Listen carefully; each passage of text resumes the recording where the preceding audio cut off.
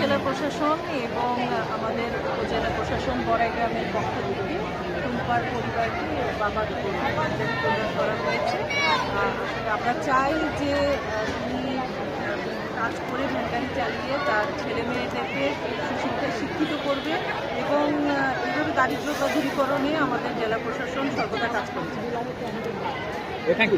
আমার একটু কোশ্চেন, যেটা হলো যে এই যে এত সুন্দর একটা ইনিশিয়েটিভ, এটাকে আপনারা কীভাবে অ্যাপ্রিসিয়েট করছেন? টুম্পা যে উদ্যোগটা নিয়েছে আর বাবার যে দারিদ্রতা কিছু বিলং করেছে, স্টুডেন্ট তো লজ্জায় বাবার দারিদ্রতার পরিচয় দেয়, সে তো এই ক্ষেত্রে খুবই একটি প্রশংসনীয় বিষয়, যেটা আমরা জানতে পেরেছি যে টুম্পা যেভাবে করে দারিদ্রতা দূর করার প্রচেষ্টায় আছে। আমরা চাই যে এরকম এই শিক্ষার্থীরা যারাই এই ধরনের কাজের মাধ্যমে স্বাবলম্বী করার চেষ্টা করছে পরিবারকে, এটিকে আমরা খুবই অ্যাপ্রিসিয়েট টুম্পার জন্য আপনার পরামর্শ কি?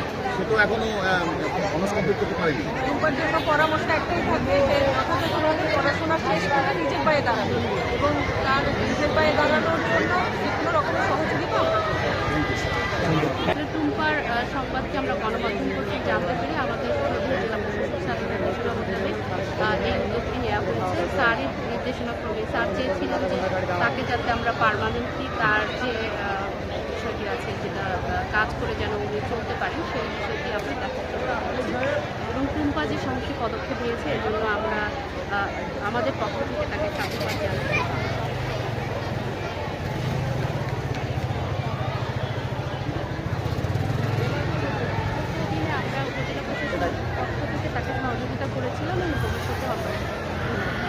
এই যে ভ্যান দিলেন, এটা কি তার প্রতি সাহায্য নাকি অনুপ্রেরণা?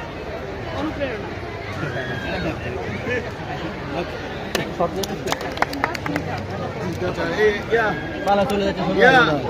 টুম্পা টুম্পা এই কাজকে দাও। আচ্ছা, তোমার আব্বুরকে দাও।